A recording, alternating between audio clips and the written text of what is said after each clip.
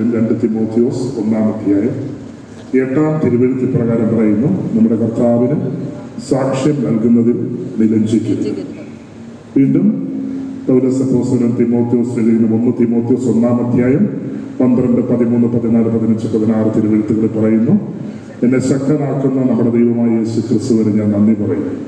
എന്നാൽ അവിടെ തന്റെ ശുശ്രൂഷയ്ക്ക് എന്നെ വിളിച്ചു, അവിടുത്തെ വിശ്വസ്തനായി എന്നെ കണക്കാക്കി. മുൻപ് ഞാൻ അവിടുത്തെ നിന്ദിക്കുകയും പീഡിപ്പിക്കുകയും അധിക്ഷേപിക്കുകയും ചെയ്തിരുന്നുവെങ്കിലും അവിടെ നിന്നോട് കരുണ കാണിച്ചു. കാരണം അറിവില്ലാത്ത അവിശ്വാസിയായിട്ടാണ് അന്ന് ഞാൻ പ്രവർത്തിച്ചത്. എന്നാൽ കർത്താവിന്റെ കൃപ യേശുക്രിസ്തുവിന്റെ വിശ്വാസത്തിലും സ്നേഹത്തിലും എന്നിലേക്ക് കവിഞ്ഞൊഴുകി. യേശുക്രിസ്തു ലോകത്തിലേക്ക് വന്നത് പാപികളെ വിളിക്കുവാനാണെന്നുള്ള പ്രസ്താവന തികച്ചും സ്വീകാര്യവും വിശ്വസനീയമാണ്. കാരണം പാപികളിൽ ഒന്നാമനായിരുന്നു ഞാൻ. സത്യം പറഞ്ഞേ ഹല്ലേലൂയ. 2005 മാർച്ച് 17 ദൈവം എനിക്കായി നൽകപ്പെട്ട ജീവിത പങ്കാളി പത്തനംതിട്ട ജില്ലയിൽ ഇവിടെ മുറിഞ്ഞകൽ ദേശത്ത് ഹൈന്ദവ കുടുംബത്തിൽ ജനിച്ചു വളർന്ന അനില എന്ന പെൺകുട്ടിയാണ്. ഹൈന്ദവ കുടുംബത്തിൽ ജനിച്ചു വളർന്നു എന്നതിനേക്കാൾ ഉപരി യേശുവിനെ ചാച്ച എന്ന് വിളിച്ച് സ്നേഹിക്കുന്ന ഒരു മകളായിരുന്നു. അപ്പച്ചൻ 22 വർഷങ്ങൾക്ക് മുമ്പ് മരിച്ചു പോയപ്പോൾ യേശുക്രിസ്തുവിനെ അപ്പ എന്ന് മാത്രം വിളിച്ച് സ്നേഹിച്ച് എല്ലാ വിഷമവും സന്തോഷവും എല്ലാം അവരുടെ അപ്പനായ യേശുവിനോട് പങ്കുവയ്ക്കുന്ന ഒരു മകൻ. വീട്ടുകാര് എനിക്ക് വേണ്ടി ഒരുപാട് കല്യാണം ആലോചിച്ചു. എൻ്റെ പേര് ഓംപ്രകാശ് എന്നായിരുന്നു. കോട്ടയത്താണ് വീട്. ഏകദേശം ഏതാണ്ട് 300-ൽ പരം വിവാഹ ആലോചനകൾ എനിക്ക് വേണ്ടി എൻ്റെ വീട്ടുകാർ ആലോചിച്ചിട്ടുണ്ട്. മദ്യപാനത്തിനും മയക്കുമരുന്നിനും പെത്തലിൻ ഇഞ്ചക്ഷനും വളരെ ശോചനീയമായ ഒരവസ്ഥയായിരുന്നു എൻ്റെ. തങ്ങളുടെ മകന്റെ ജീവിതം ഒരു വിവാഹത്തിലൂടെ മാറ്റപ്പെട്ട് കിട്ടുമെന്നുള്ള മാതാപിതാക്കളുടെ വിശ്വാസമായിരുന്നു വിവാഹം ആലോചിക്കാൻ അവരെ പ്രേരിപ്പിച്ചത്. വിവാഹം ആലോചിച്ച് പെത്തലിൻ ഇഞ്ചക്ഷനുകളുടെ വീട്ടുകാർ കോട്ടയത്ത് വളരെ ശോചനീയമായ ഒരവസ്ഥയായിരുന്നു. എന്നെക്കുറിച്ച് എൻ്റെ വീട്ടിൽ വന്ന് കല്യാണം തങ്ങളുടെ മകന്റെ ജീവിതം ഒരു വിവാഹത്തിലൂടെ മാറ്റപ്പെട്ടുമെന്നുള്ള മാതാപിതാക്കളുടെ വിശ്വാസമായിക്കൊണ്ട് വിവാഹം ആലോചിക്കാൻ സബ് ഇൻസ്പെക്ടറായിട്ട് വർക്ക് ചെയ്യുന്നു. വിവാഹ ആലോചന സെഷനിലാണേലും കോട്ടയത്ത് വന്ന് ഇങ്ങനെ എൻ്റെ വീട്ടിൽ പോകണം എന്നെക്കുറിച്ച് എൻ്റെ വീട്ടിൽ വന്ന് കല്യാണം ആലോചിക്കാൻ വരുമ്പോഴാണ് പോകുന്നത്. പേരൻസ് പോലീസ് ഡിപ്പാർട്ട്മെന്റിലായിരുന്നു. അമ്മ കോട്ടയത്ത് ഞങ്ങളുടെ മകൾ സബ് ഇൻസ്പെക്ടർ വിവാഹം ആലോചിക്കാൻ ഒരു മകന്. അപ്പൊ റെയിൽവേ സ്റ്റേഷനിലാണേലും സ്റ്റേഷനിലാണല്ലോ വന്നു കഴിഞ്ഞിട്ട് അപ്പൊ വണ്ടിക്കാർ സൈനാണ് വീട്ടിൽ പോകണം എന്ന് പറയും. എന്ന് പറയുമ്പോൾ അവർ വണ്ടിക്കാരാണ്. ഞങ്ങൾ പെൺകുട്ടികളെ വളരെ കഷ്ടപ്പെട്ട് വളർത്തുന്ന മകളായി നിങ്ങൾ എന്തിനാണ് പോകുന്നത്? നിങ്ങൾ ഒരു കാലവാസായി ഞങ്ങളുടെ മകൾക്ക് ഒരു വിവാഹ ആലോചനയാണ്, നിങ്ങളുടെ മകളെ കല്യാണം കുറിച്ച് കൊടുക്കുക, ഒരു കല്യാണം ആലോചന. അവര് ഒരു ഭ്രാന്തനാണ്. അപ്പൊ വണ്ടിക്കാർ സൈനോ മയക്കുമരുന്ന് പറയും, പെട്ടെന്ന് ഇഞ്ചക്ഷനും കഞ്ചാവും. ഞങ്ങൾ പെൺകുട്ടികളെ വളരെ കഷ്ടപ്പെട്ട് താമസിച്ചു കഴിഞ്ഞാൽ കോട്ടയത്ത് മാതാപിതാക്കൾ ഈ ചില കടകളുടെ ഈ സ്റ്റിലൈറ്റ് സൂപ്പർ മാർക്കറ്റും ഗലേറിയ സൂപ്പർ മാർക്കറ്റും ഈ വക കടകളുടെ മുമ്പിൽ വൈകിക്കിടന്ന് ഉറങ്ങുമ്പോൾ കാണാൻ പറ്റും. അപ്പൊ നിങ്ങളുടെ മകളെ കൊല്ലും. നിങ്ങൾ ഒരു കാരണവശാലും വിവാഹം ആലോചിക്കുന്നു. അന്വേഷിച്ചു വന്ന വിവാഹ ആലോചനകൾ മുഴുവൻ ഇത്തരം സാഹചര്യങ്ങളും എന്നെക്കുറിച്ചുള്ള വ്യക്തത ആ നാട്ടിലുള്ളവരൊക്കെ പറഞ്ഞറിഞ്ഞ് കേൾക്കുമ്പോൾ മടങ്ങിപ്പോവുകയാണ്. പത്രത്തിൽ കണ്ട ഒരു പരസ്യത്തിലൂടെയാണ് ഇവിടെ പത്തനംതിട്ട ജില്ലയിലെ മുറിഞ്ഞകലിലെ ഈ അനില ഭവനത്തിൽ അനില എന്ന് പറയുന്ന കുട്ടിയുടെ വിവാഹ ആലോചന ദൈവം ഞങ്ങൾക്ക് കൊണ്ടുവരും. ഉൽപ്പത്തി പുസ്തകം 2-ാം അധ്യായം 18-ാം തിരുവെഴുത്തിൽ പ്രകാരം പറയുന്നു, മനുഷ്യൻ ഏകനായിരിക്കുന്നെന്നല്ല അവന് ചേർന്ന ഇണയെ ഞാൻ നൽകും.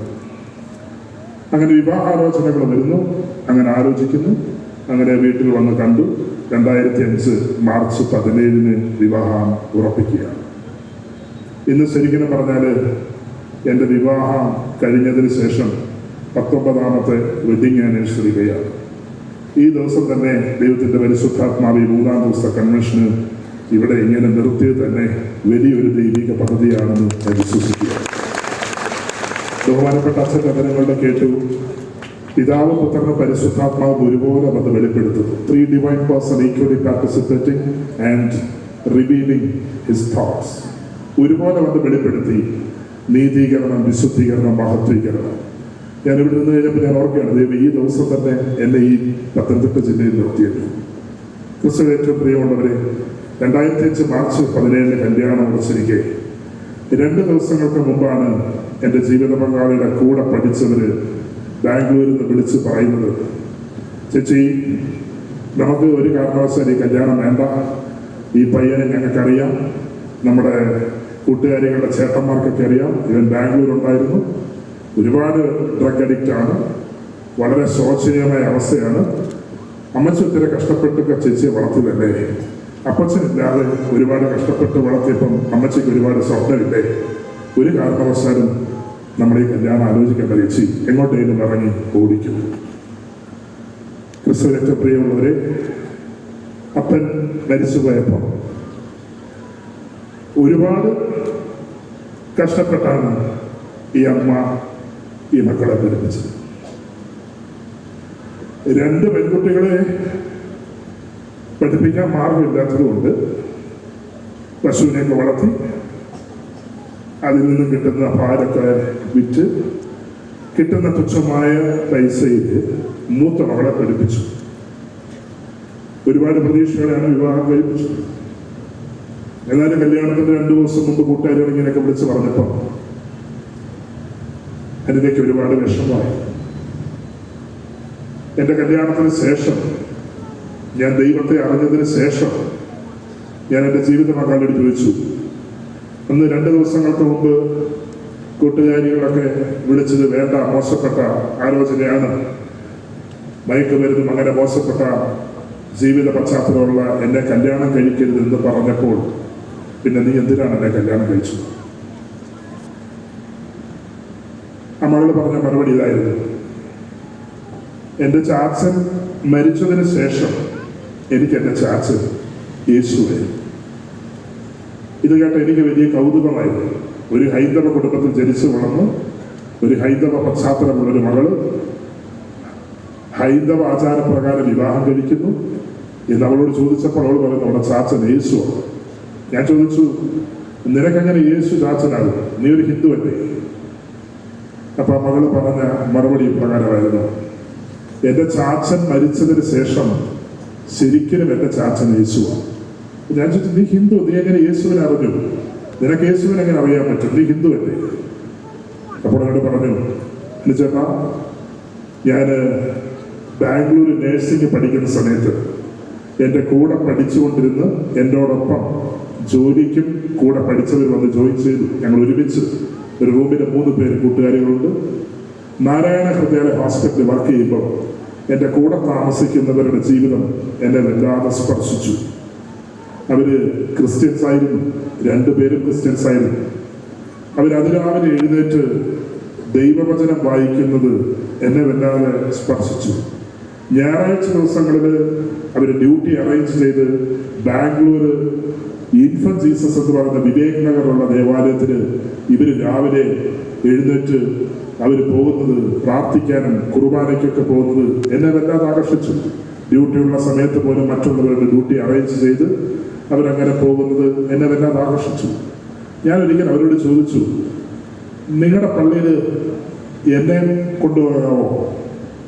അപ്പോൾ അവർ പറഞ്ഞു, ഞങ്ങളുടെ പള്ളിയിൽ ചേച്ചി സന്തോഷമുള്ളത്, ചേച്ചി പോര്, ഞങ്ങളുടെ യേശു അപ്പായ്ക്ക് ഒത്തിരി ഇഷ്ടമാണ്, ചേച്ചി പോര്, ഞങ്ങൾക്ക് സന്തോഷമുണ്ട്. അങ്ങനെ ഒരു ദിവസം ഞാൻ അവരോടൊപ്പം ഈ പള്ളിയിൽ പോയി. ഞാൻ ജോലി ചെയ്യുന്നതെന്ന് 1 മണിക്കൂർ എടുത്ത് ട്രാവൽ ചെയ്ത് വേണം, ബസ്സിന് ട്രാവൽ ചെയ്ത് വേണം ബാംഗ്ലൂർ മജസ്റ്റിക്കിലെത്താൻ. അവിടുന്ന് വീണ്ടും ബസ് കയറി വിവേക് നഗറിലെത്തണം. വിവേക് നഗറിലാണ് ഈ ഉണ്ണീശോ പള്ളി. അങ്ങനെ ഞാൻ ഇവരോടൊപ്പം ഉണ്ണീശോ പള്ളിയിൽ ചെന്നു. അവരോടൊപ്പം എൻ്റെ ജീവിതത്തിൽ ആദ്യമായിട്ട് ഞാൻ പള്ളിക്കകത്ത് കയറിയിരിക്കുമ്പോൾ അവിടെ കുർബാനയ്ക്കുള്ള കാര്യങ്ങൾ ക്രമപ്പെടുന്നു. ആ ഉച്ച സമയത്ത് കുർബാനയിൽ ഞാൻ പങ്കുചേരുമ്പോൾ ഞാനൊരു കാഴ്ച കണ്ടു. പൂമുഖത്തിന് ബലിപീഠത്തിന് മധ്യ നിന്നുകൊണ്ട് അവിടുത്തെ അച്ഛൻ കരമുയർത്തി പ്രാർത്ഥിച്ചുകൊണ്ടിരിക്കുമ്പോൾ ഒരു ഉണ്ണീശോ പൂമുഖത്തിൽ നിന്ന് താഴോട്ട് ചാടിയിട്ട് ദേവാലയത്തിൻ്റെ ഉള്ളിലൂടെ ഓടി ഓടി ഓടി ഓടി ഓടി നടക്കുന്ന ഒരു കാഴ്ച. ഞാൻ ചോദിച്ചു, നീ ഹിന്ദു, നിനക്കങ്ങനെ ഉണ്ണീശോനറിയാം? എനിക്കറിയാം. എൻ്റെ വീടിനടുത്ത് മുറിഞ്ഞകളുടെ വാതിൽക്കൽ കൂടെ പോകുന്ന ബസ്സുകളിൽ പലപ്പോഴും ഞാൻ കയറുമ്പം ഡ്രൈവർ ഇരിക്കുന്ന സീറ്റിൻ്റെ പുറകിൽ ഉണ്ണീശോയുടെ ചിത്രം ഞാൻ കണ്ടിട്ടുണ്ട്. ഞാൻ വർക്ക് ചെയ്യുന്ന, എൻ്റെ കൂടെ വർക്ക് ചെയ്യുന്നവർ, എൻ്റെ റൂമിൽ താമസിക്കുന്നവർക്ക് ഉണ്ണീശോ സ്റ്റാച്യു ഉണ്ട്, കലണ്ടറുണ്ട്. എനിക്ക് ഉണ്ണീശോ നന്നായിട്ടറിയാം. ഞാൻ ചോദിച്ചിട്ട് ഉണ്ണീശോ ചാടിയിട്ട് ചാടി ദേവാലയത്തിൽ ഇങ്ങനെ ഓടി ഓടി ഓടി ഓടി നടക്കുക. ഞാൻ ചെന്നൈ കണ്ടോ? ഞാൻ കണ്ടല്ല ചേട്ടാ. ഓടി നടന്ന് നടന്ന് നടന്ന് നടന്ന് നടന്ന് ഞാൻ ഇരിക്കുന്നിടത്ത് വന്നിട്ട് എൻ്റെ മുമ്പിൽ നിന്നുകൊണ്ട് രണ്ട് കൈയും എൻ്റെ നേരെ ഉയർത്തിപ്പിടിച്ച് ഞാൻ അടുത്ത് നിന്നവരെ തട്ടിയപ്പം അവർ പ്രാർത്ഥിക്കുന്നു. കണ്ണടച്ച് എൻ്റെ കൈ തട്ടി. എൻ്റെ ഇടതുവശം നിന്നവരോട് വിളിച്ചപ്പം അവരും കൈ തട്ടി, അവരും പ്രാർത്ഥിക്കുന്നു. കുറെ നേരം ഞാൻ നോക്കി. അത് ഉണ്ണീശോ തന്നെയായിരുന്നു. ഞാനിങ്ങനെ നോക്കി നിൽക്കെ മങ്ങി മങ്ങി മങ്ങി മങ്ങി മങ്ങി മങ്ങി മങ്ങി മങ്ങി മങ്ങി അവന് പോയി. അനുചേട്ടാ, ഈ ഒരു അനുഭവം എന്നെ കൊണ്ടെത്തിച്ചത് ദൈവവചനത്തിലാണ്. ഈ ഒരു അനുഭവം എന്നെ കൊണ്ടെത്തിച്ചത് അപ്പനില്ലാത്ത എൻ്റെ ജീവിതത്തിൽ എനിക്ക് അപ്പാന്ന് വിളിക്കാൻ, യേശുവിനെ അപ്പാന്ന് വിളിക്കാനുള്ള അനുഭവത്തിലാണ് എത്തിച്ചത്. ഈ ഒരു അനുഭവം എന്നെ കൊണ്ടെത്തിച്ചത് പരിശുദ്ധ അമ്മയോട് ചേർന്ന് പ്രാർത്ഥിക്കാനുള്ള ഒരു ജീവിതത്തിലേക്കായിരുന്നു. ഈ ഒരു അനുഭവം എന്നെ കൊണ്ടെത്തിച്ചത് ക്രൈസ്തവ വിശ്വാസത്തിനായിരുന്നു.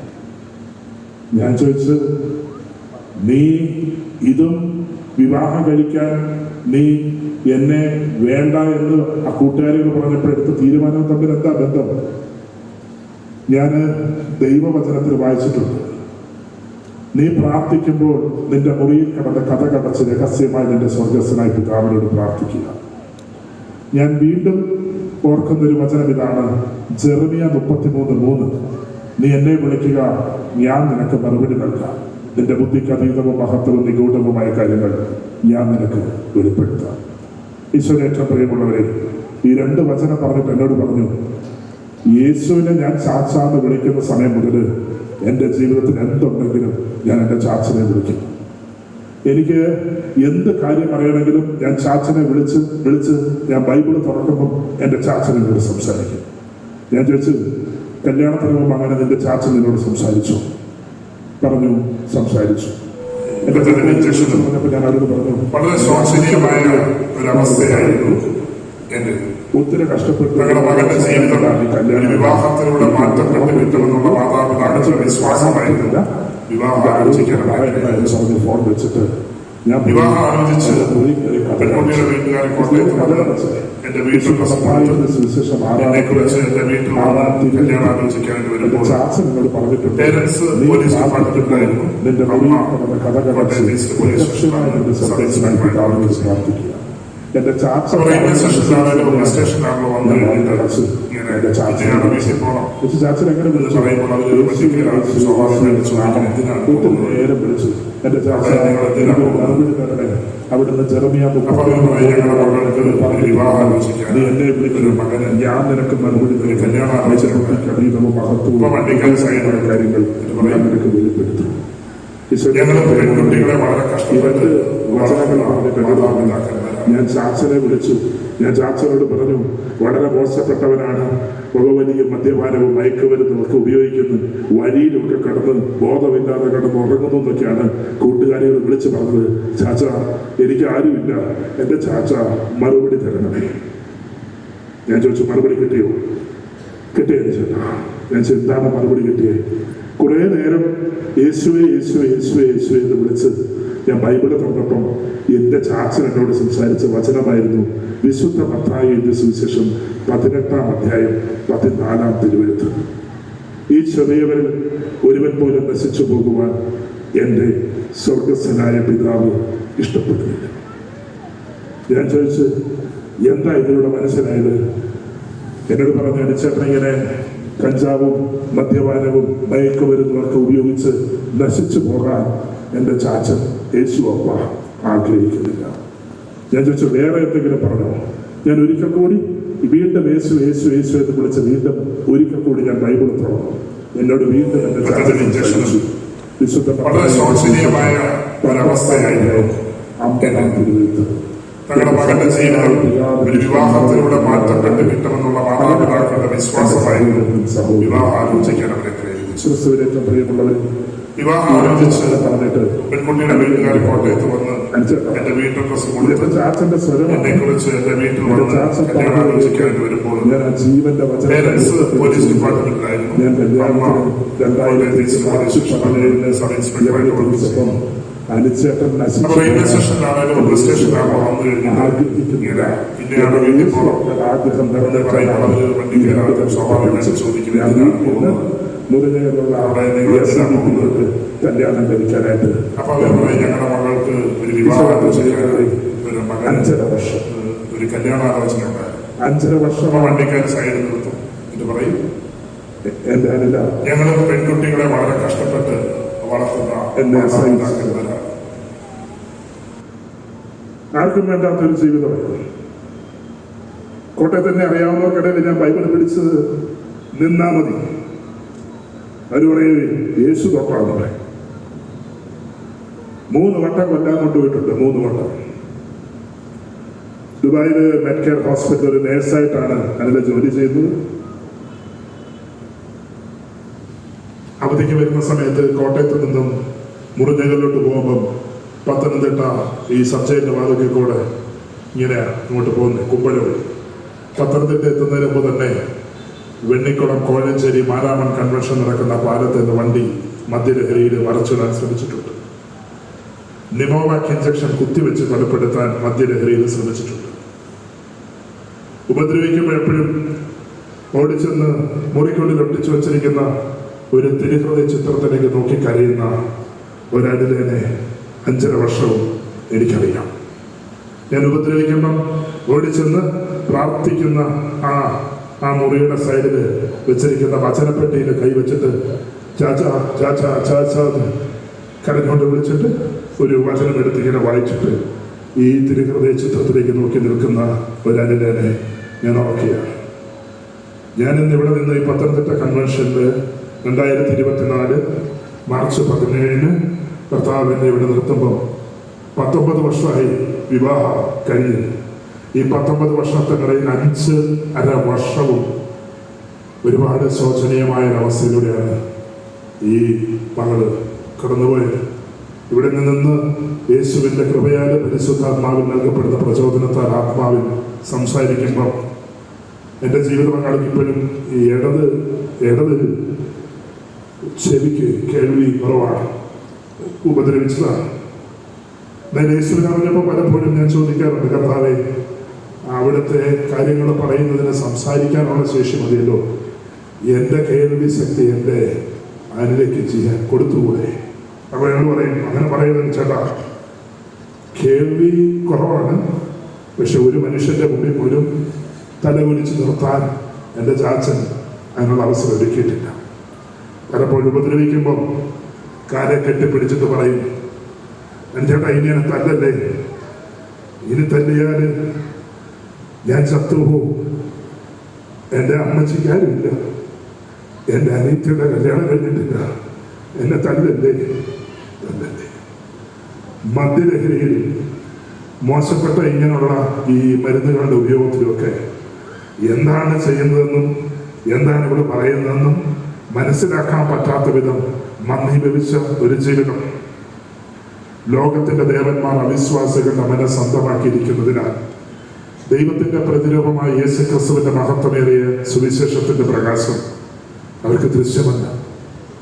പലപ്പോഴും ഉപദ്രവിക്കുമ്പോഴും കാലേ കഴിഞ്ഞിട്ട് അമ്മച്ചിയുടെ കാര്യം പറയും. എൻ്റെ അമ്മച്ചിക്ക് ചാച്ചനില്ലാത്ത സമയത്ത് കഷ്ടപ്പെട്ട് പഠിപ്പിച്ചതാണ്. ഒരുപാട് സ്വപ്നമുണ്ട്, അനിത്യനെ കെട്ടിച്ചു വിട്ടിട്ടില്ല, എന്നെ കൊല്ലല്ലേ, എന്നെ കൊല്ലല്ലേ. എന്നിട്ട് പോയിട്ട് ആ ബോർഡ് കെട്ടിച്ചിരിക്കുന്ന യേശുവിൻ്റെ തിരുഹൃദയ ചിത്രത്തിലേക്ക് നോക്കി കുറേ നേരം കളി. ഇതിനോട് വെച്ചിരിക്കുന്ന വചനപ്പെട്ടി എടുത്തിട്ട് ഒരു വചനം എടുത്ത് വായിച്ചിട്ട് പിന്നെ നിൽക്കും. ഒരിക്കൽ പോലും ഒന്നും എതിർത്ത് പറഞ്ഞിട്ടില്ല. ഒരുപാട് പേര് കല്യാണം ഉപേക്ഷിച്ച് ചേച്ചി എന്ന് പറഞ്ഞിട്ട് ഇവിടെ പറയും, എൻ്റെ ചാച്ചൻ പറഞ്ഞിട്ടുണ്ട്, നശിച്ചു പോകരുത്. ക്രിസ്തുവിനെ ഏറ്റവും പ്രിയമുള്ളവരെ, 5.5 വർഷമായിട്ട് ഞങ്ങൾക്ക് മക്കളില്ലായിരുന്നു. ഒരുപാട് ട്രീറ്റ്മെന്റ് എല്ലാം എടുത്തിട്ടുണ്ട്, മക്കളില്ലായിരുന്നു. ഞാനെപ്പോഴും എൻ്റെ ജീവിത മക്കളിനോട് പറയും, അനുചേട്ടൻ എന്തേ കുടിയും വലിയൊക്കെ നിർത്തുന്നോ, അന്നെൻ്റെ ചാച്ചൻ നമുക്ക് കുഞ്ഞിനെ തരും. ഈശോയുടെ ഏറ്റവും പ്രിയമുള്ളവരെ, ദുബായിലെ നേഴ്സായിട്ട് വർക്ക് ചെയ്യുന്ന സമയത്ത് എനിക്ക് യേശുവിനെ അറിയത്തില്ല. I don't know who is Jesus. എനിക്ക് ദൈവവചനം എന്താണെന്നോ ബൈബിൾ എന്താണെന്നോ എനിക്കറിയില്ല. എനിക്ക് ക്രൈസ്തവ ജീവിതത്തിൻ്റെ മഹത്വം അറിയത്തില്ല, എനിക്കൊന്നും അറിയത്തില്ല. പക്ഷെ ആ അടച്ചിട്ട മുറിക്കുള്ളിൽ വേദന വരുമ്പോഴും ഉപദ്രവിക്കുമ്പോഴും ഓടിച്ച് എൻ്റെ ഭാര്യ ഈ തിരുഹൃദയ ചിത്രത്തിൽ നോക്കി കരയുന്നത് പലപ്പോഴും ഞാൻ കണ്ടിട്ടുണ്ട്. വചനമെടുത്ത് വായിക്കുന്നത് പലപ്പോഴും ഞാൻ കണ്ടിട്ടുണ്ട്. രാവിലെ ഡ്യൂട്ടിക്ക് പോകുമ്പം വചനമെടുത്ത് വായിക്കും, ഡ്യൂട്ടി കഴിഞ്ഞ് വരുമ്പം ഈ വചനമെടുത്ത് വായിക്കും, വിഷമം വരുമ്പോൾ ഓടിച്ചെന്ന് വചനമെടുത്ത് വായിക്കും. ഒരു ദിവസം രാത്രിയിൽ ഒരുപാട് ഉപദ്രവിച്ചു.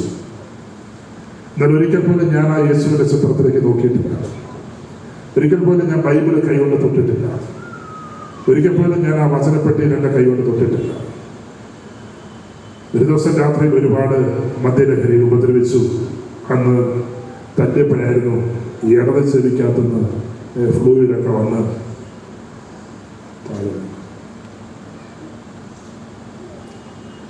ഒരുപാട് ഉപദ്രവിച്ചു.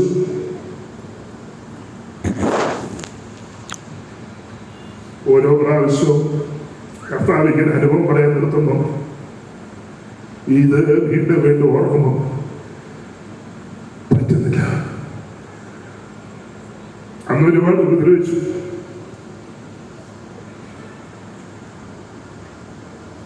രാവിലെ 10 പോലെ ഡ്യൂട്ടിക്ക് പോയി. വൈകിട്ട് 7 മണി കഴിയുമ്പോൾ ഡ്യൂട്ടി കഴിഞ്ഞ് വരും.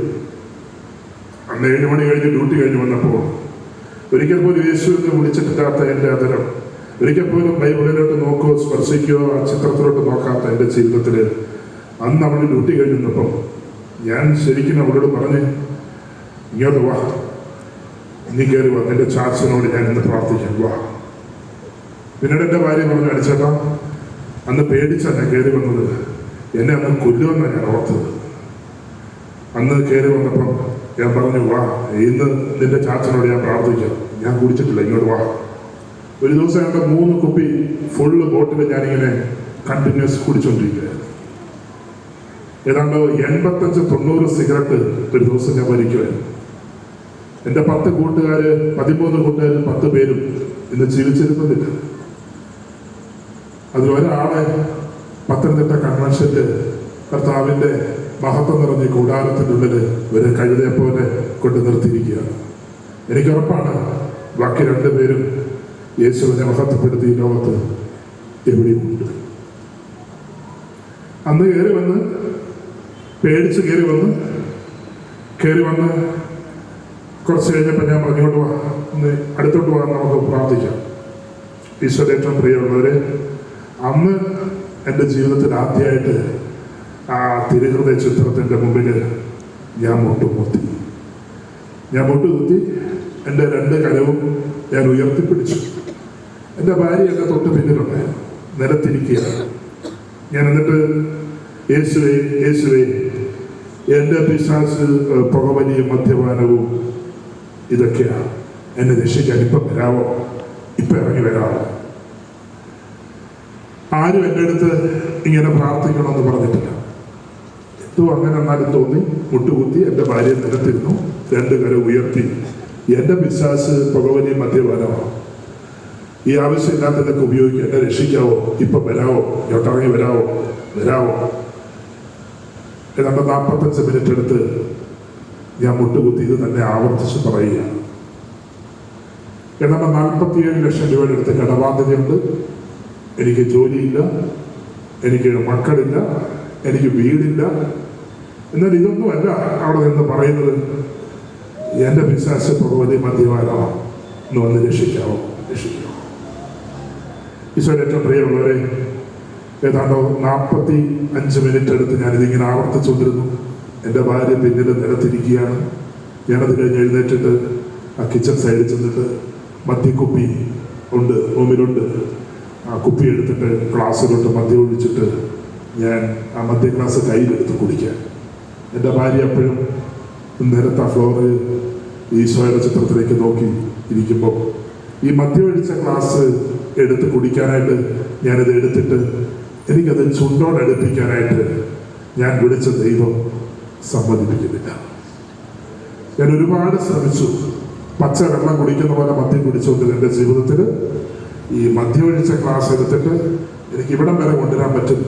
എൻ്റെ ചുണ്ടോടടുപ്പിക്കാൻ, ഈ ഗ്ലാസ് ചുണ്ടോടടുപ്പിക്കാൻ ഞാൻ വിളിച്ച യേശു എന്ന ദൈവം സമ്മതിക്കുന്നില്ല. എനിക്ക് പേടിയായി. ഇങ്ങനെ വെള്ളം കുടിച്ചുകൊണ്ടിരുന്ന പോലെ ഞാനിത് കുടിച്ചുകൊണ്ടിരുന്നത് എനിക്കിത് ഇങ്ങനെ വന്നപ്പോൾ പേടിയായി. ഞാനത് അവിടെ വെച്ചു. അതൊരു കിച്ചണിൻ്റെ ഏരിയ ആയിരുന്നു. അവിടെ ഗ്ലാസ് കഴുകി വെച്ചിട്ടുണ്ട്, സ്പൂണ് തൂക്കിയിട്ടിട്ടുണ്ട്, പ്ലേറ്റ് കഴുകി വെച്ചിരിക്കുന്നു. ഞാൻ കഴുകി വെച്ചിരിക്കുന്ന പ്ലേറ്റ് എടുത്ത് എനിക്ക് ഉയർത്താൻ പറ്റുന്നുണ്ട്, ചുണ്ടലെടുപ്പിക്കാൻ പറ്റുന്നുണ്ട്. എനിക്ക് കഴുകി കമത്തി വെച്ചിരിക്കുന്ന ഗ്ലാസ് എടുത്തിട്ട് എനിക്ക് ചുണ്ടലെടുപ്പിക്കാൻ പറ്റുന്നുണ്ട്. സ്പൂൺ എടുത്ത് കഴിക്കാൻ പറ്റുന്നുണ്ട്. മദ്യം ഒഴിച്ച ഗ്ലാസ് എടുത്തിട്ട് ഉയർത്തിയിട്ട് എനിക്കത് ഇവിടം വരെ കൊണ്ടുവരാൻ പറ്റുന്നുണ്ട്. ചുണ്ടലെടുപ്പിക്കാൻ ഞാൻ വിളിച്ച നല്ല ദൈവം സമ്മതിക്കുന്നില്ല. പെട്ടെന്ന് ഞാൻ ആ ബാൽക്കണിയിലോട്ട് ഇറങ്ങി നിന്നിട്ട് സിഗരറ്റ് എടുത്ത് ചുണ്ടത്ത് വെച്ചിട്ട് ടെൻഷനും പേടിയായി.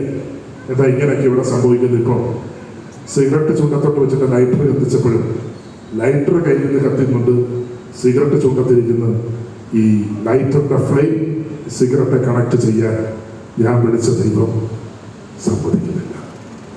ഒരുപാട് പേടിച്ചു, അങ്ങോട്ടും ഇങ്ങോട്ടും എല്ലാം നടന്നു. പിന്നെ ഞാൻ വാഷ്റൂമിൽ പോയി. വയറ്റിൽ നിന്ന് മോഷൻ പോലും പാസ് ചെയ്യണമെന്നുണ്ടെങ്കിൽ സിഗരറ്റ് വലിക്കണം. അത്രത്തോളം അഡിക്റ്റഡ്. എന്നെ ഇത് ട്രീറ്റ് ചെയ്യാൻ അനേകം ഡോക്ടേഴ്സിൻ്റെ അടുത്ത് എൻ്റെ മാതാപിതാക്കന്മാർ കൊണ്ടുപോയിട്ടുണ്ട്. ഒരുപാട് മരുന്ന് അവർ ട്രൈ ചെയ്തിട്ടുണ്ട്.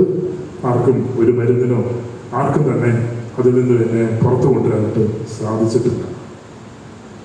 ടോയ്ലറ്റിൽ കയറിയിട്ട് സിഗരറ്റ് എടുത്ത് വലിക്കാൻ നോക്കിയപ്പോഴും ലൈറ്റർ കയ്യിൽ കത്തിക്കുന്നുണ്ട്, ചുണ്ടത്ത് സിഗരറ്റ് ഉണ്ട്. ഫ്ലെയിം കണക്ട് ചെയ്യാൻ ദൈവം സമ്മതിക്കുന്നില്ല. ഒരുപാട് പേടിച്ചു, ഇത്തിരി വിറച്ചു, അങ്ങോട്ടും ഇങ്ങോട്ടും എല്ലാം നടന്നു. ഒത്തിരി ശ്രമിച്ചിട്ട് ഇതൊന്നും നടക്കുന്നില്ല. ഞാൻ കടന്നുറങ്ങി. പതിവ് പോലെ രാവിലെ എൻ്റെ ഭാര്യ ഡ്യൂട്ടിക്ക് പോയി. ഡ്യൂട്ടിക്ക് പോയിട്ട് ഒരു 8:15, 8:20 ദുബായ് ടൈം. ഈ സമയത്ത് എന്നെ വിളിച്ചിട്ട് എന്നോട് ചോദിച്ചു, ഹരിച്ചേട്ടൻ എന്തായാലും കുടിച്ചോ രാത്രിയിൽ? ഞാൻ പറഞ്ഞ്, നീ എന്താ ഈ വേറെ വല്ല കാര്യം ചോദിക്കാനുണ്ടോ വെക്ക്? ഇല്ല, ഇതൊന്ന് പറഞ്ഞ് ഹരിച്ചേട്ടൻ ഇന്നലെ രാത്രി ഞാൻ ഉറങ്ങിയതിന് ശേഷം കുടിച്ചോ? ഞാൻ പറഞ്ഞില്ല. വലിച്ചോ? ഞാൻ പറഞ്ഞു വേറെ എന്തെങ്കിലും ചോദിക്കാനുണ്ടോ? ഇല്ല ഹരിച്ചേട്ടൻ, ഒന്ന് പറഞ്ഞേ, വലിച്ചോ? ഞാൻ പറഞ്ഞു ഇല്ല, ഞാൻ പറഞ്ഞിട്ടില്ല ഹരിച്ചേട്ടാ. എന്ന് കുടിയും വലിയ നിർത്തുന്നോ അന്ന് എൻ്റെ സ്വർഗത്തിലെ ചാച്ചൻ യേശു അപ്പ കുഞ്ഞുങ്ങളെ തരുമെന്ന് പറഞ്ഞിട്ടില്ല അച്ഛാ. ഞാൻ രാവിലെ ഡ്യൂട്ടിക്ക് കയറി ബ്രേക്കിൻ്റെ സമയമായപ്പോൾ എനിക്ക് ഭയങ്കര ക്ഷീണം അനുഭവപ്പെട്ടു. മെഡിക്കൽ ഹോസ്പിറ്റലിൻ്റെ താഴത്തെ ഫാർമസിയിൽ നിന്ന് പ്രഗ്നൻസി സ്റ്റെപ്പ് വാങ്ങിച്ച് ഞാൻ ടെസ്റ്റ് ചെയ്ത് കഴിഞ്ഞപ്പോൾ എൻ്റെ യേശു അപ്പ നമുക്ക് പ്രഗ്നൻസി വന്നിച്ചേട്ടാ, ഐ ആം പ്രഗ്നൻസി പോസിറ്റീവ്. ഈശ്വരൻ ഏറ്റവും പ്രിയമുള്ളവരെ, അത് കേട്ടപ്പോൾ ശരിക്കും ഞാൻ ആ യേശുവിൻ്റെ ചിത്രത്തിലേക്ക് കുറേ നേരം നോക്കി. അതുപോലെ പിന്നെ എനിക്ക് നോക്കാൻ പറ്റിയിട്ടില്ല. ഇതുവരെ എനിക്ക് അങ്ങനെ നോക്കാൻ പറ്റിയിട്ടില്ല.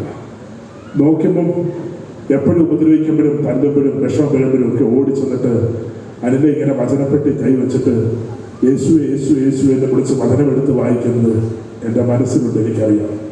കുറേ നേരം ഞാൻ ആ ചിത്രത്തിലേക്ക് നോക്കിയിട്ട് ഞാൻ പതിയെ ചെന്നിട്ട് ജീവിതത്തിൽ ആദ്യമായിട്ട് ഒരു ബുധനാഴ്ച ദിവസമായിരുന്നു, 17-ാം തീയതി, ഞാൻ എൻ്റെ കൈ ആ വചനപ്പെട്ടി വെച്ചിട്ട് യേശുവേ യേശുവേ യേശുവേ ഇപ്പോൾ ഒന്ന് സംസാരിക്കാമോ എന്ന് ചോദിച്ചിട്ട് ഞാൻ അതിൽ നിന്നൊരു വചനമെടുത്തപ്പോൾ ദൈവം ആദ്യം എന്നോട് സംസാരിച്ച വചനം സങ്കീർത്തനം 127 3-ാം തിരുവെഴുത്തായിരുന്നു. കർത്താവിൻ്റെ ദാനമാണ് മക്കൾ, ഉദരഫലം ഒരു സമ്മാനം. ഏറ്റവും പ്രിയമുള്ളവരെ, മക്കളില്ലാത്ത ഒരു ഹൈന്ദവ കുടുംബത്തിൽ ജനിച്ചു വളർന്ന ഞങ്ങൾക്ക് രണ്ടുപേരിലും ഈ വചനം ഞാൻ കേട്ടപ്പോൾ യേശുവിനെ ചാച്ച എന്ന് വിളിക്കുന്ന ഈ മക്കളില്ലാത്തത് കൊണ്ട് ഇതിനകത്ത് മുഴുവൻ ഇതായിരിക്കും എഴുതി വെച്ചെന്നാണ് ഞാൻ ഓർത്തത്. അത് മുഴുവൻ അതായിരിക്കും. ഞാനിതെടുത്ത് ഞാൻ ടേബിളെ കൊണ്ട് മൊത്തം കുടഞ്ഞിട്ടപ്പോൾ അതിനകത്ത് ഒറ്റ പേപ്പറിൽ എഴുതിയിട്ടുള്ളത് കർത്താവിൻ്റെ ദാനമാണ് മക്കൾ, ഉദരഫലം ഒരു സമ്മാനം. ക്രിസ്തു സംഭവം, ക്രിസ്തു പ്രയോഗവും ക്രൈസ്തവന്റെ ഡിഗ്നിറ്റി ഒന്നും അറിയാത്ത എന്നെ സംബന്ധിച്ചിടത്തോളം ആരും പറയാതെ എനിക്ക് മനസ്സിലായി ഇതിലൂടെ യേശു സംസാരിക്കുന്നുണ്ട്, ഇതിൽ യേശു ഉണ്ട് എന്ന് മനസ്സിലായി. അന്നാലും തന്നെ വീണ്ടും ഈ വചനമെല്ലാം എടുത്ത് ഞാൻ ആ വചനപ്പെട്ടി വെച്ചിട്ട് എൻ്റെ വലത് കൈ ആ വചനപ്പെട്ടി വെച്ചിട്ട് ഞാൻ പറഞ്ഞു, യേശുവേ യേശുവേ എന്നോട് ഒന്നും കൂടെ സംസാരിക്കാമോ? എൻ്റെ കൂട്ടുകാരെ 13 പേരിൽ 10 പേരിൽ ജീവിച്ചിരിപ്പുന്നില്ലല്ലോ, അതിലൊരാളാണല്ലോ ഞാൻ. എല്ലാവരെയും മോശപ്പെട്ട ജീവിതത്തിലേക്ക് കൊണ്ടുപോകുന്നതും പ്രേരണ കൊടുത്തതും എല്ലാ ദുഷിച്ച വഴികളും പ്രേരിപ്പിച്ചതെല്ലാം ഞാനല്ലേ? ഇന്ന് അവർ ജീവിച്ചിരിപ്പുന്നല്ലേ ഞാനോ ഉള്ളൂ? ഒന്ന് പറയാമോ? ഒന്ന് മറുപടി പറയാമോ?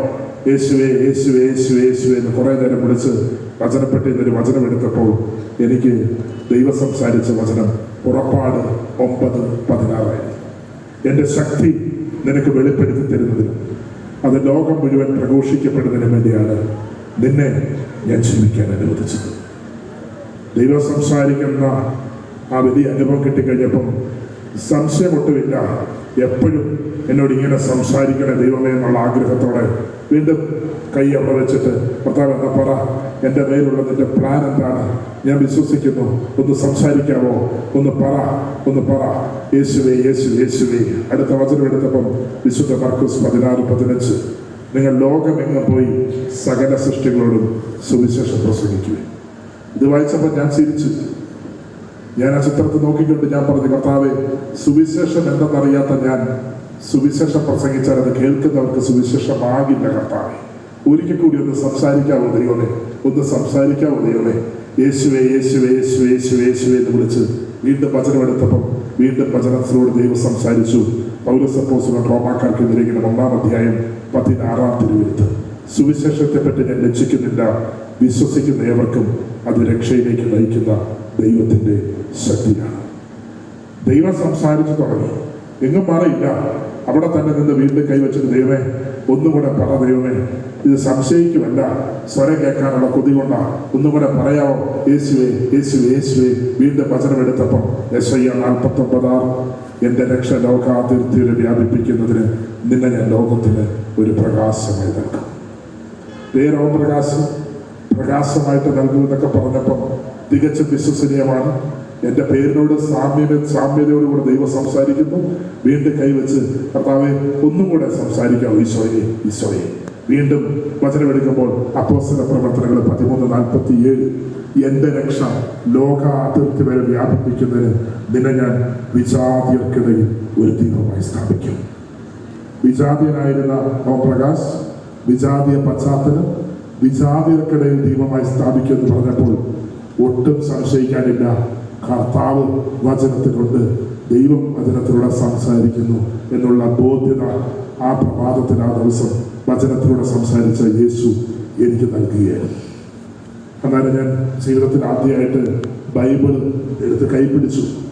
എന്നിട്ട് ആ ചിത്രത്തിൽ നോക്കിക്കൊണ്ട് പറഞ്ഞു, കർത്താവ് ഈ ബൈബിളിൽ എന്തൊക്കെ എഴുതിയേക്കെന്ന് എനിക്കറിയത്തില്ല, എന്നാൽ ഇപ്പം ഞാനിത് തുറക്കുമ്പം ഇത് തുറന്ന് നോക്കുന്ന ആ ഭാഗം ഏതാണോ അവിടെ എന്നോട് സംസാരിക്കുന്നതാണെന്ന് ഞാൻ വിശ്വസിക്കുന്നവരെ ഒരിക്കൽ കൂടി ഒന്ന് സംസാരിക്കാമോ? യേശുവേ യേശുവേ യേശുവേ എന്ന് പറഞ്ഞുകൊണ്ട് ഞാൻ ബൈബിൾ തുറന്നു. ദൈവം സംസാരിച്ച അധ്യായം അപ്പോസ്തല പ്രവർത്തനങ്ങൾ 26, 16, 17, 18 തിരുവെഴുത്ത്. നീ എഴുന്നേറ്റ് നിൽക്കുക, ഇതുവരെ നീ എന്നെക്കുറിച്ച് കണ്ടതും ഇനി കാണുവാനിരിക്കുന്നതുമായ സകല കാര്യങ്ങൾക്ക് നിന്നെ ശുശ്രൂഷകനും സാക്ഷിയുമായി നിയോഗിക്കുന്നതിന് വേണ്ടിയാണ് ഇപ്പോൾ ഞാൻ നിനക്ക് വീണ്ടും പ്രത്യക്ഷപ്പെട്ടത്. നിന്നെ നിന്റെ ജനത്തിൽ നിന്ന് ഞാൻ രക്ഷിച്ച് വിശുദ്ധീകരിച്ച് വീണ്ടും നിന്റെ ജനത്തിന്റെ അടുക്കിലേക്ക് ഞാൻ അയക്കും. അപ്രകാരം അവരുടെ കണ്ണുകൾ തുറക്കുകയും സാത്താന്റെ ശക്തി ദൈവത്തിങ്കിലേക്കും പാപമോചനം സ്വീകരിക്കുന്നതിനും എൻ്റെ നാമത്തിൽ വിശ്വസിച്ച് വിശുദ്ധീകരിക്കപ്പെട്ടവർക്കിടയിൽ സ്ഥാനം ലഭിക്കുന്നതിനും നിന്നെ ഞാൻ ഉപയോഗിക്കും. ദൈവം സംസാരിച്ചു തുടങ്ങി. ഈശോയിൽ ഏറ്റവും പ്രിയമുള്ളവരെ, ഇന്ന് പത്തനംതിട്ട കൺവെൻഷനിൽ 2024 മാർച്ച് 17 ദൈവത്തിൻ്റെ കൃപയാൽ ഇവിടെ നിൽക്കുമ്പം ദൈവം സംസാരിച്ച 13,893 വചനം മാഞ്ഞു പോകാതെ ഹൃദയത്തിൽ കർത്താവ് നിറച്ചിട്ടിരിക്കുകയാണ്.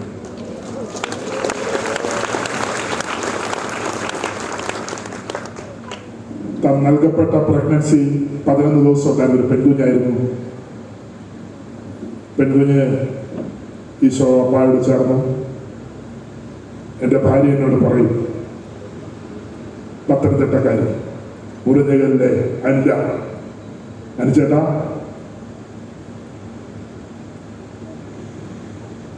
ആൺകുഞ്ഞാണെങ്കിൽ ജോൺ പോൾ നേടണം, യേശു പറഞ്ഞ പെൺകുഞ്ഞാണെങ്കിൽ പ്രാർത്ഥന നേരിടണം. കൊച്ചുടുപ്പും കുട്ടികൾ കളിക്കാനുള്ളതൊക്കെ അവൾ സ്വപ്നം കണ്ട് വാങ്ങിച്ചിട്ടുണ്ടായിരുന്നു. എന്നാൽ വചനം നിരന്തരം സംസാരിച്ചു. ദൈവമേ സംസാരിക്കാവോ എന്ന് ചോദിച്ച് വചനത്തെ സമീപിക്കുന്ന നാളുകളിൽ ദൈവം അടുപ്പിച്ച് സംസാരിച്ച വചനമായിരുന്നു 1 പത്രോസ് 4:12. നിങ്ങളെ പരിശോധിക്കാനായി അഗ്നി പരീക്ഷകൾ ഉണ്ടാകുമ്പോൾ അപ്രതീക്ഷിതമായി എന്തോ സംഭവിച്ചാൽ എന്നതുപോലെ പരിഭ്രമിക്കരുത്. 13 ദിവസമേ ആ കുഞ്ഞ് പെൺകുട്ടിയായിരുന്നു കൂടെ ഉണ്ടായിരുന്നു. 13ാമത്തെ ദിവസം റെസ്പിറേറ്ററി അറസ്റ്റ് നിമിത്തം സ്വർഗത്തിലേക്ക് ചേർക്കപ്പെട്ടു.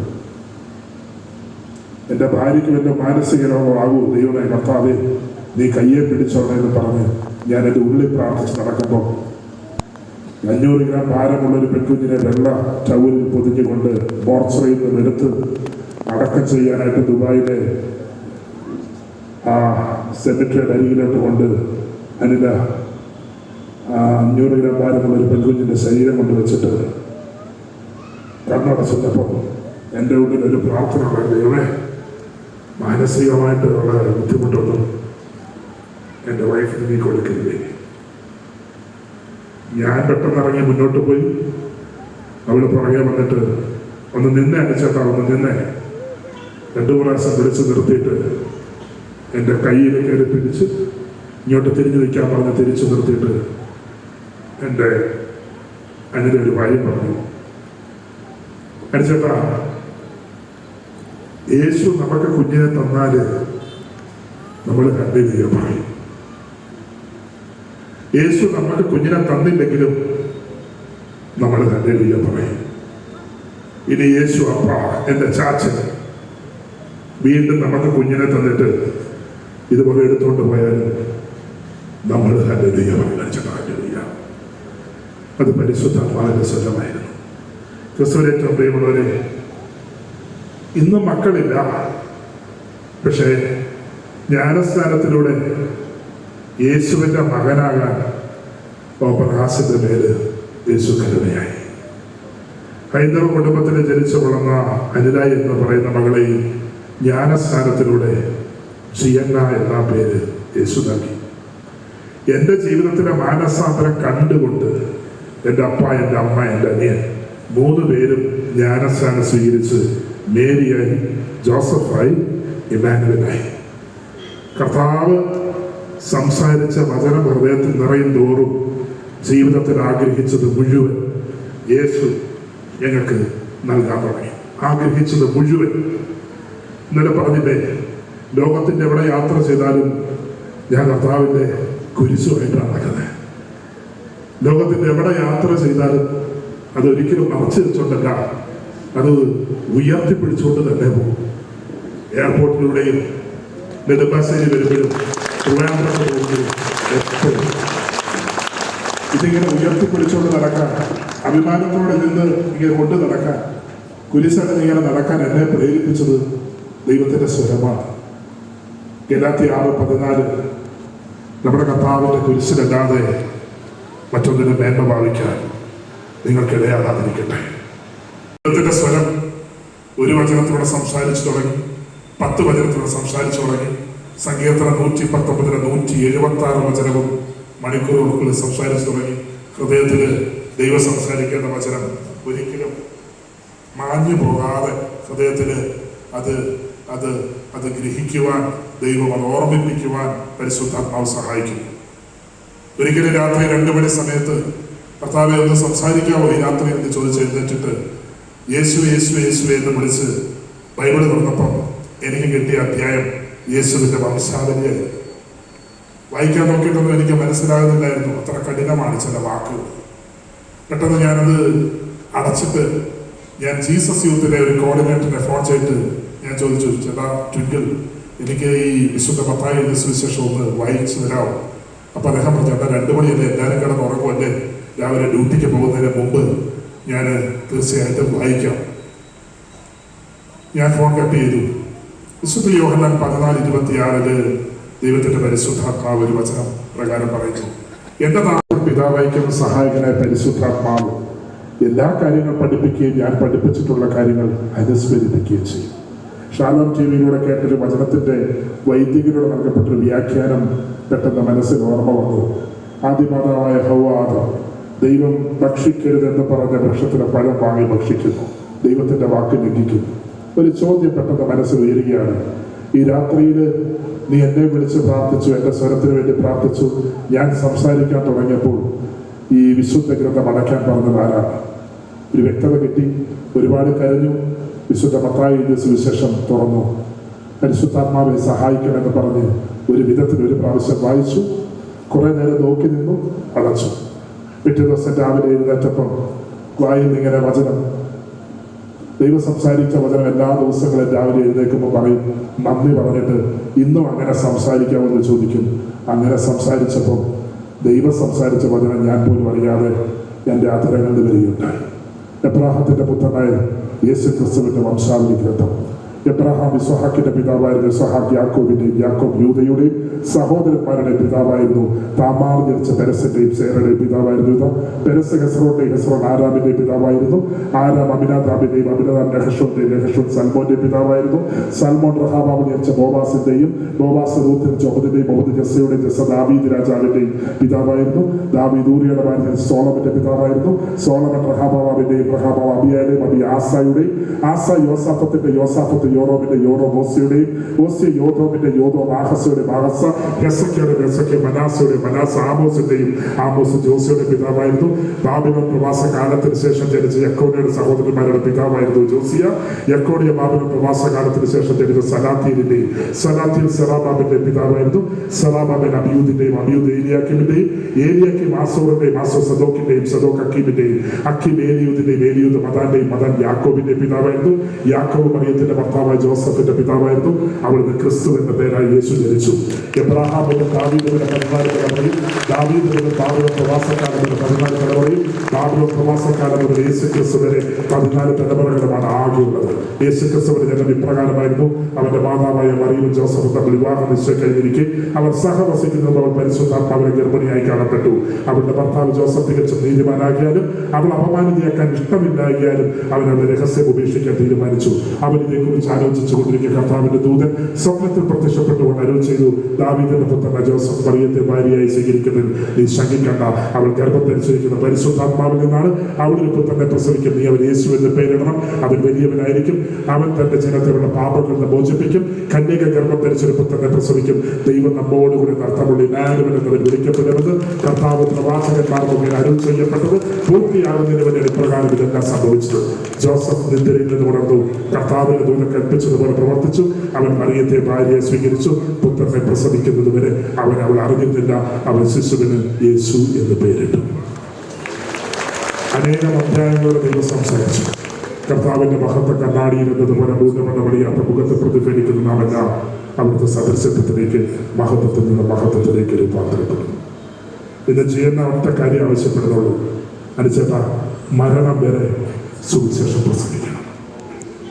ക്രിസ്തുവിന്റെ ഏറ്റവും പ്രിയമുള്ളവരെ, സ്വർഗത്തെ പ്രീതിപ്പെടുത്താൻ നമുക്ക് ആരാധന കേട്ടില്ല. ദൈവം ഈ മണിക്കൂറുകളിൽ വലിയ കാര്യങ്ങൾ ചെയ്യട്ടെ. ആമേൻ. കൃപ നിറഞ്ഞ മറിയമേ, നിനക്ക് സമാധാനം.